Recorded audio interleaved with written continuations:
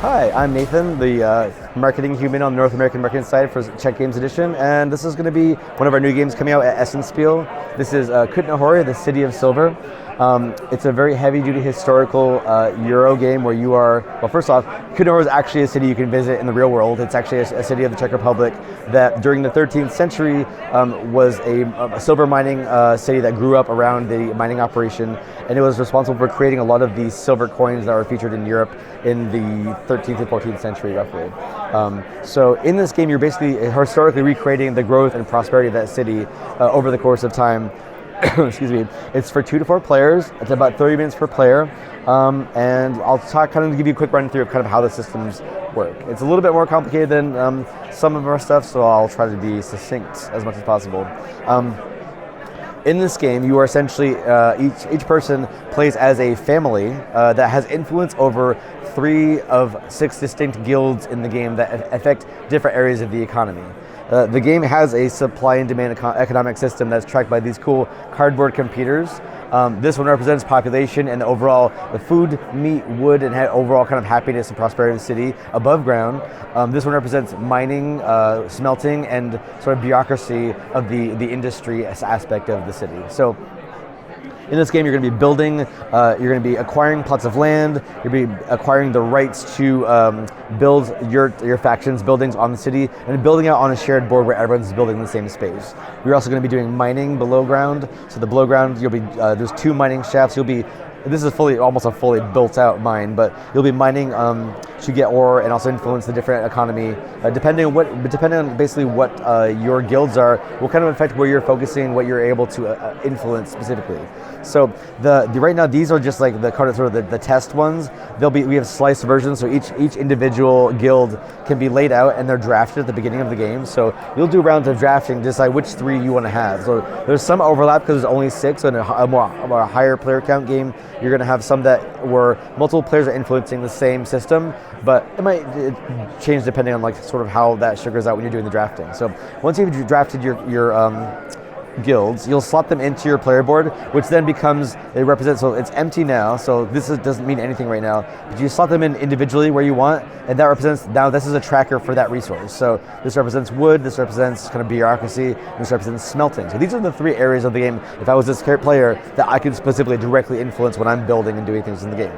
Where you place them also matters, because when you build something of this tied to a specific guild, you'll eventually be moving houses onto the board to represent yours, and you unlock these different bonuses when you do that. So these tie into different aspects of the game. You get reputation, you get these little pelicans that are used to build the cathedral, which is also an existing beautiful Gothic cathedral that you can actually visit today. It's the same site actually that has the Sedlak ossuary, so if you're into like bone churches and stuff, which is cool. Which, when I go there, that's my next thing I gotta visit is the cathedral and the bone church. Anyway, that's not in the game, but the cathedral is. Anyway, so yeah, as you're building things out, you'll get bonuses too. But let me just kind of dive through a little bit of like the flow of the game. So here's how you do the different things in the game. Everything is handled by these sort of double-sided action selection cards. So the game plays across 5 rounds, and you're basically queuing up your actions that you're going to play, and you do 2 at a time, and then you move around to the next player, and it comes back around, you do 2 more, and then after that, the 3rd time you just do 1 last action, then the round ends and you progress to the next round. You get all your cards back, and you got to queue up the next round. So, I like that. Yeah, so here's that I'll put this up here. So here's actually what these actions do. So when you're going to do the plotting action, you're going to take one of your cubes, and you're going to pay and reserve a plot of land next to an adjacent existing structure. Okay. So the city was built from the outside in because you had different settlements nearby. So historically, if you're the first player, it's beneficial to build on one of these outsides because you could combo off of that. So there's a lot of historical tie-ins that I won't necessarily get into in detail, but there's a lot of even the symbols were kind of Mason symbols used by the builders at that time. So you're going to plot. You're going to basically acquire a piece of land that you'll then build on in a future turn. The cost you pay for that is either 5. It doesn't really matter, I guess. It's the nitty-gritty, but you're paying either 5 if you're the first person, or the highest adjacent cost. So if this was here, I'd be paying 8 instead of 6, but that's the highest cost. Okay. So anyway, you're going to acquire a plot of land. The next thing. Diagonally adjacent only. Diagonals do not count. Nope, it has to be orthogonally adjacent. Okay. So when you and this is not always the exact order you're going to play every time, but these are the different things you can do, and this is the logical order that you're going to want to do them. So once you have a plot, you're going to eventually want to have something to build in that plot. So you might also do rights. When you're doing rights over here on this board, you're going to acquire the rights to build one of these structures on a future turn by paying either 1 gold if it's or one coin if it's in the first column. 1 times the current market value of this thing, or double or triple depending. So this will shift as you go. You can only buy buildings that align with your specific set of 3 guilds. So let's say I wanted to buy this one. I would I would take this. I would pay. Here's the other cool thing. Everything in the game is represented by money. So whether you're buying or you're spending resources or you're gaining resources, it's all money times the cost times the actual current market value. So that's kind of where the supply and demand economy comes into play. So when I build this, I'm going to be paying 5 times whatever the current value is. But right now, I'm just paying for it. So I'm going to slot it into one of my goodies. I'll pay the cost times the thing. And then this will hang out until a future turn, or let's say I can build in the same turn if I want, but it'll hang out into the future. You have up to 3 slotted in, so you can strategically choose when is the best time to build, because right now the cost of wood is 4 times the current value of whatever you're building. So if I want to pay 20 coins right now, I could build it. But in a future turn, that cost might be lowered to a lower number. Because as you build out things, the economy, you're adding supply into the economy, the price will eventually go down, the value will go down. So that can be strategically, you make a strategic choice about when to build something, and when to kind of wait. So if I build now, when it was 1, that would be only 5 gold. But because that's not actually the case, I would hold off. But because I'm doing this quick pitch demo just to show you sort of the flow of things, I do want to build right now. So that is the build action. When you're building, I would say take my sort of plot I've acquired, and I'll build this thing. I'll show you how that works essentially.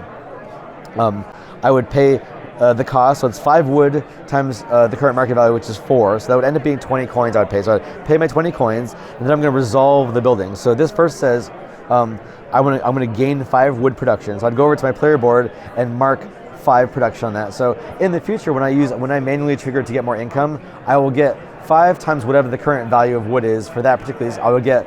You go through all of your resources and amplify them times the current market value, and you get that back in coins. So that's how you gain money back after you've spent it at the start of the game. So I would do that. Then because I've introduced wood supply production into the economy, it's going to tell me to move the economics counter down. So I'd move 1 space to the right. Not every time is going to necessarily make the number jump. In this case, it lowered it by half. So now wood is like the cost of wood is 2 less, but also the value of wood is 2 less. So if you're building, that might benefit you, but if you're trying to get money from wood production, that's not necessarily great. But it can't be helped because you need to build things. So I've built this. I'm then going to go to my production board and pick the next house in that column.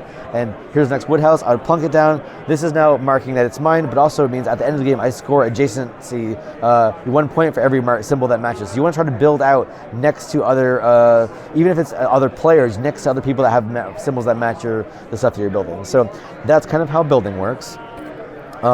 So just to illustrate how the economy goes, because I just built something, it kind of added resources into the economy, which lowered the value. But let's just say on the next turn, somebody else was going to build a different building, and they would do their thing. But this symbol means you're going to increase the population.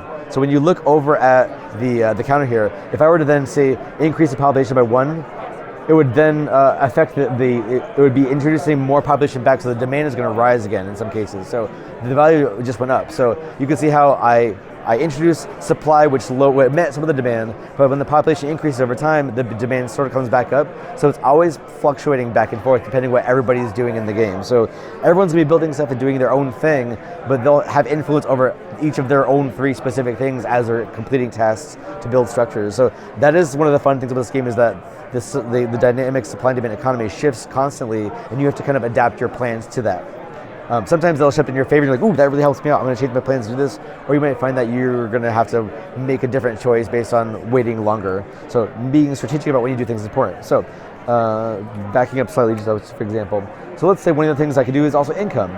You start the game with some money, but when you trigger income, you do it strategically and manually. So you're going to want to try to trigger income once you have some production built. You want to get some buildings on the map, get some production going, and then trigger that to income when the production values have a good value in the market, so you can get as much coins as you can for that. So I would then trigger income. It'd be 5 times 3 for the income for wood. I'd get 3 times 4 over here. Excuse me, and then I'd get 4 times 5 for silver. So that'd be a good chunk of change coming back into my coffers for future stuff. So that's how the income works.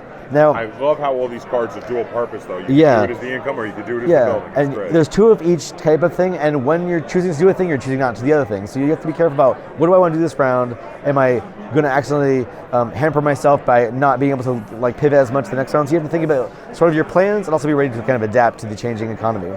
So other kinds of buildings are built. You can build these other types of city buildings, but you don't own them. They prosper. They help everyone prosper. So if I was a player that built this, I would do all of these cool things. You're going to get a whole bunch of goodies for that, and then also it flips over. But no one owns that. The city owns it. But this also introduces a council person to this council chamber. The reason I'm mentioning that now is that when you do income, you have if there's anyone hanging out here, you have the option to spend 10 of your gold to nudge one of these counselors into their slot. And they act as combo multipliers for other areas of the game that score.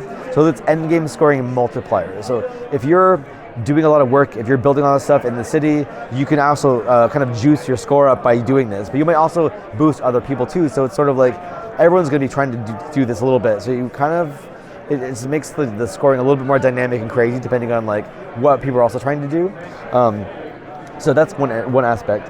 One of the other things you can do over the course of time is mine. So when you're mining, you're going to be building in the lower half of the map. So there's 2 shafts you can build off. They start up here, and there's cards that randomize where these blocking ones are.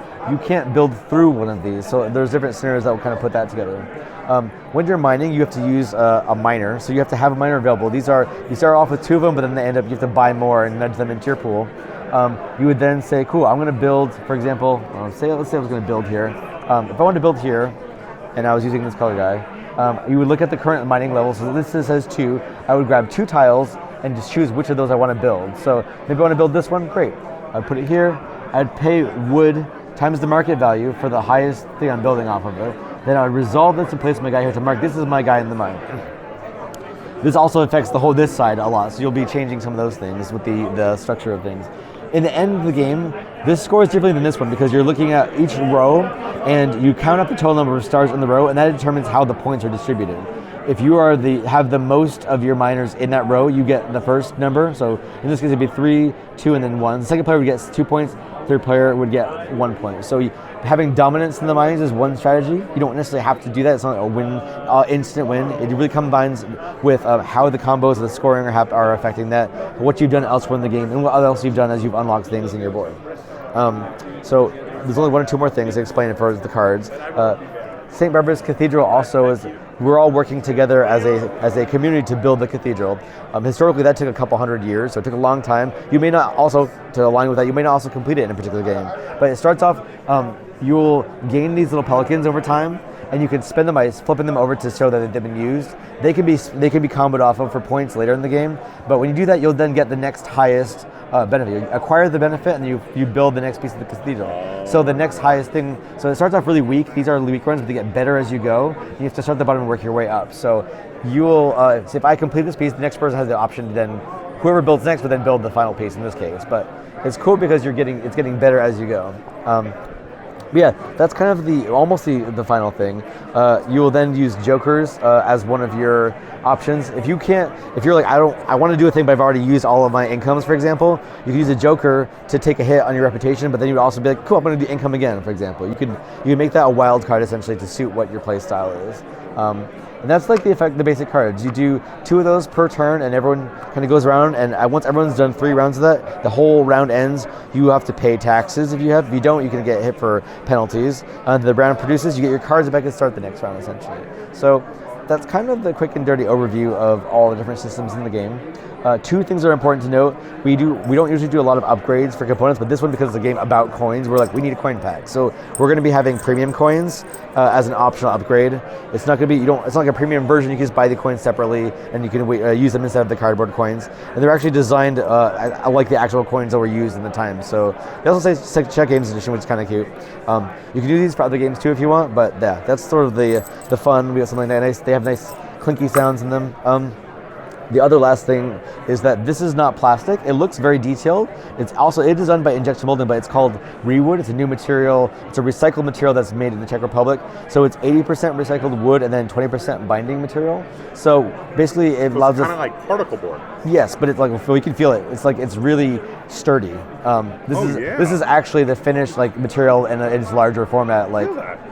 So it's heavy duty. It's got a nice shine to it. It's all recycled material essentially, which is kind of awesome. So all of these pieces, they retain the level of detail you get from 3D printed materials or plastic, but it's recycled material. They're sturdier and they don't, it doesn't affect the environment negatively in that way. So we're excited about trying that out, and we're hoping I think we'll probably do more of our games with that. But it seems like people have been really responding well to that, and I love the level of detail.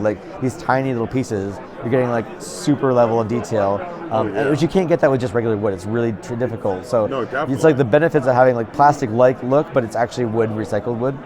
So yeah. That is a best of both worlds scenario. Yeah, totally. So that's basically Kutna Hora, the City of Silver, will be out in Essenspiel.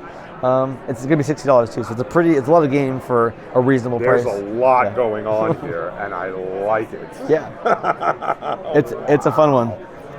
Oh, very cool. Thank you so much for showing us. Can you pronounce it for me again? Yeah, Kutna Hora. Kutna Hora. Yeah. Kutna Hora will be coming out this autumn. It's going to be released at Essen Spiel. So if you're going to be at Essen Spiel, definitely check it out. Thank you so much. Awesome. Thank you.